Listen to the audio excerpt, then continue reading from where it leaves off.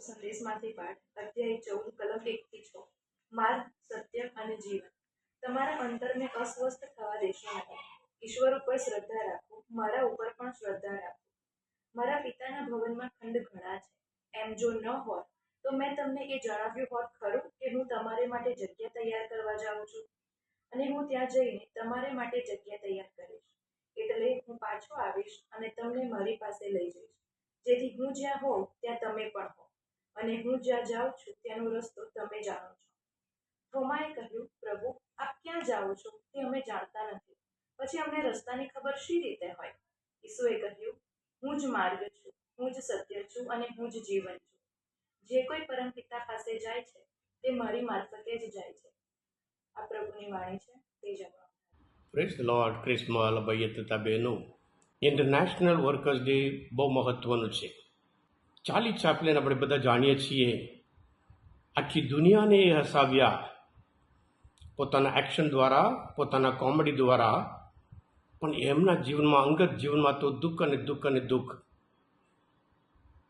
જ્યારે 6 વર્ષ 7 વર્ષના હતા ત્યારે એમના માતા પિતા વિશે વચ્ચે ઝઘડો અને ડિવોર્સ, અને પછી 7 વર્ષના હતા ત્યારે એમના મા સાથે જઈને અલગ અલગ સ્ટેજ ઉપર એમણે ગાવા માંડ્યું, કારણ કે એમના મા એ ગાયક હતા, સખત મહેનત હતા, પણ પ્રમાણિક માણસ।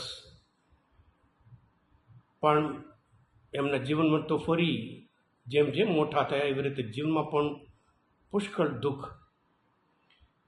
પહેલું લગ્ન કર્યું, બીજું લગ્ન કર્યું, 3 લગ્ન કર્યું અને નિષ્ફળ। ચોથું લગ્ન થોડું સારી રીતે ચાલ્યું। 1910માં બહુ પ્રખ્યાત થયા, અને પછી 1952 વર્ષમાં અમેરિકામાં આમને કમ્યુનિસ્ટ એન્ટી ડેમોક્રેટિક માણસ કરીને એમને દેશમાંથી એ નીકળી જવું પડ્યું।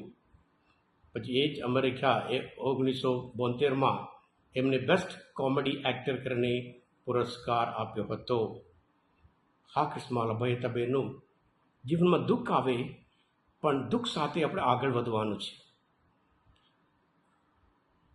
પહેલા કોરિન્થના 10મો અધ્યાયમાં 31મી કલમમાં બાઇબલ આપણને વચન આપે છે, જે કંઈ કરતા હોય, ખાતા હોય, પીતા હોય, જે કંઈ કરતા હોય પ્રભુના મહિમા અર્થે કરીએ। સંત પૌલ એટલા હદ સુધી કહી શક્યા કે જેણે જે કામ કરતો નથી એને ખાવા માટે અધિકાર નથી। હા ક્રિસ્માલા ભાઈ બહેનો, આજના શુભ સંદેશમાં પ્રભુ ઈસુ તમારા અંતરને અસ્વસ્થ થવા દેશો નહીં। એ શું છે અસ્વસ્થ? અસ્વસ્થ એટલે એટલું બધું દુઃખ, એટલી બધી વેદના વ્યક્ત નહીં કરી શકે, બોલી નહીં શકે, શબ્દો ઓછા પડે। કારણ કે પ્રભુ ઈસુ છેલ્લા ભોજન વખતે બધું કહી દીધું, એમના જીવનમાં શું થવાનું છે। એક દગો દેવાનો છે, અને બીજો ઇનકાર કરવાનો છે, અને તમે બધા નાસી જવાના છે, અને પ્રભુ ઈસુને ગિરફ્તાર કરવાના છે, અને પછી જાત જાતના આક્ષેપ આરોપ લગાડવાના છે, મારી નાખવાના છે, પણ ત્રીજે દિવસે એ સજીવન થશે। એટલે આ બધું સાંભળીને શિષ્યના હૃદયમાં એટલું બધું દુઃખ, અસ્વસ્થ પ્રભુ ઈસુ માટે, કારણ કે પ્રભુ પર વિશ્વાસ રાખીએ, એમની પાછળ ફર્યા 3 વર્ષ, અને પ્રભુને આ થવાનું હોય, અને ત્યાર પછી આપણા જીવનમાં શું થવાનું, આપણું ભવિષ્ય ક્યાં છે? ક્રિસ્માલા ભાઈ તમે અમુક આપણા જીવનમાં આપણે લાગે છે આપણું જે ભવિષ્ય બિલકુલ અંધારુંમાં લાગે છે, કોઈ સપોર્ટ નથી, કોઈ આધાર નથી। એટલે શું કરવું આપણને સુસ્ત નથી, પણ પ્રભુ કહે છે મારા ઉપર વિશ્વાસ રાખો, હું જાઉં છું, હું એટલા માટે જાઉં છું, તમારા માટે જગ્યા તૈયાર કરવા જાઉં છું, હું પાછો આવીશ અને તમને મારી સાથે લઈ જઈશ। પ્રભુ જે હેતુ માટે આવ્યા હતા એ હેતુમાં પ્રભુ ઈસુ આગળ વધે છે। અને જ્યારે વિશ્વાસ રાખીએ આપણે જીવનમાં હિંમત આવે, જ્યારે વિશ્વાસ રાખીએ ત્યારે આપણો રસ્તો સ્પષ્ટ દેખાય છે, જ્યારે હિંમત રાખીએ ત્યારે જે લક્ષ્ય છે, જે ધ્યેય છે એ બહુ ક્લિયર થઈ જાય છે। અને પ્રભુ ગેરંટી આપે છે, હું જઈશ, પાછો આવીશ અને તમને પણ મારી સાથે લઈ જઈશ, જેથી હું જ્યાં હોઉં ત્યાં તમે પણ હો।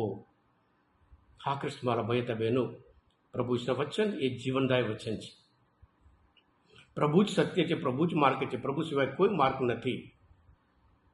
એટલે પ્રભુ ઉપર આપણે જેવી રીતે પ્રભુ એમના શિષ્યને કહે છે એવી રીતે આપણા જીવનમાં પણ અમુક એવી મુશ્કેલી, એવી તકલીફ, એવી સમસ્યા, એવો કટોકટી આવે છે, આપણે ભવિષ્ય દેખાતું નહીં, બધું અંધારમય લાગે છે, પણ પ્રભુ કહે છે મારા ઉપર વિશ્વાસ રાખો.